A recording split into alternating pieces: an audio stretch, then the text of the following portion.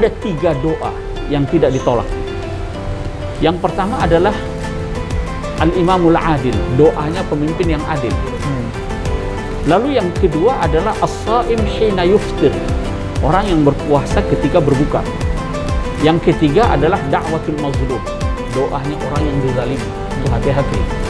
Kemudian dalam hadis lain juga diriwayatkan bahwa orang yang berpuasa itu punya doa yang sangat mustajab, yaitu saat dia berbuka.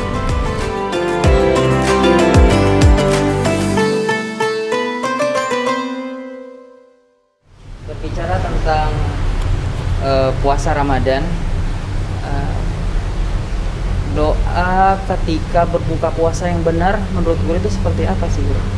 Ya, jadi begini, di bulan Ramadan itu memang kita dianjurkan untuk memperbanyak zikir, ya, doa-doa kepada Allah Subhanahu wa Ta'ala itu kita perbanyak, baik di siang hari maupun di malam hari. Lebih-lebih itu sebelum berbuka. Jadi waktu sebelum berbuka itu adalah salah satu waktu yang mustajab. Itu dalam satu hadis diriwayatkan Rasulullah Shallallahu Alaihi Wasallam menyatakan bahwa ada 3 doa yang tidak ditolak. Yang pertama adalah Al-Imamul Adil, doanya pemimpin yang adil. Lalu yang kedua adalah As-Saim Hina Yuftir, orang yang berpuasa ketika berbuka. Yang ketiga adalah Da'watul Mazlum, doanya orang yang dizalimi. Itu hati-hati. Itu adalah doa yang mustajab, ya. Kemudian dalam hadis lain juga diriwayatkan bahwa orang yang berpuasa itu punya doa yang sangat mustajab, yaitu saat dia berbuka.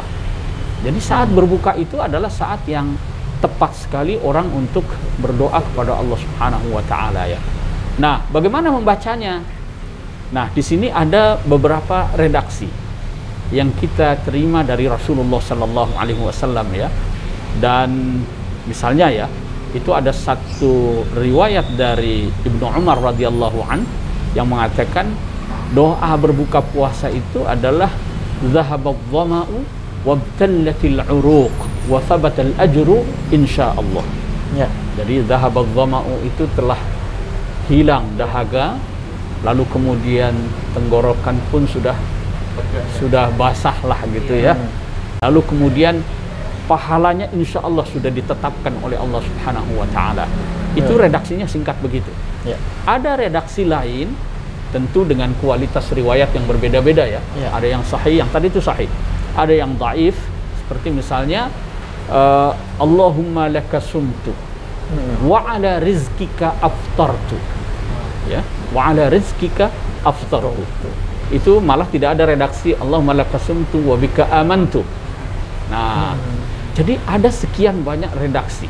Bahkan ada yang doanya itu misalnya seperti dilakukan oleh salah seorang sahabat itu, Abdullah bin Amr. Dia itu kalau mau buka puasa dikumpulkan keluarganya itu, lalu dia berdoa. Salah satu doanya itu dia mengatakan begini, Allahumma arhamni birahmatika allati wasi'ta kulla syai'in faghfirli dzunubi, atau antaghfirli dzunubi. Jadi bermohon kepada Allah Subhanahu wa Ta'ala yang rahmatnya itu begitu sangat luas, mencakup segala sesuatu, agar dosa-dosanya itu diampuni oleh Allah Subhanahu wa Ta'ala. Nah, berangkat dari berbagai macam redaksi yang kita terima dari ulama as-salafus salih ini, maka sesungguhnya doa yang dibaca saat berbuka itu sebenarnya bisa doa apa saja. Bisa dengan redaksi apa saja. Bisa bahasa Indonesia, bisa bahasa daerah, ya, bahasa Sunda, bahasa Jawa, dan lain sebagainya. Yang penting dalam berdoa itu adalah keikhlasan, ketulusan, kekhusyuan kita dalam berdoa, ya.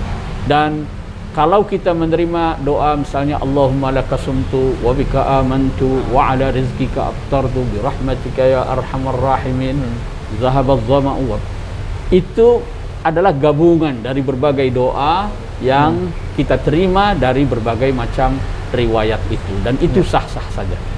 Jadi terkait dengan doa ini redaksinya bebas. Yang penting waktunya itu adalah waktu berbuka adalah waktu yang sangat mustajab. Gitu. Karena banyak mengatakan ya Allah melakukan seperti itu bid'ah dan macam-macam bro. Oh, Orang-orang. ya.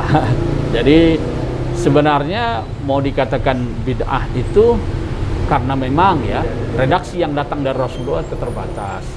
Tetapi doa itu kan redaksinya itu bisa apa saja. Ya. Kita berdoa kepada Allah Subhanahu wa taala itu. Jadi tidak dibatasi pada yang dari Rasulullah Shallallahu alaihi wasallam saja. Walaupun tentu yang bersumber dari Rasulullah itu adalah yang utama. Tapi tidak menutup kemungkinan untuk kita membuat redaksi yang lain dalam doa-doa kita itu.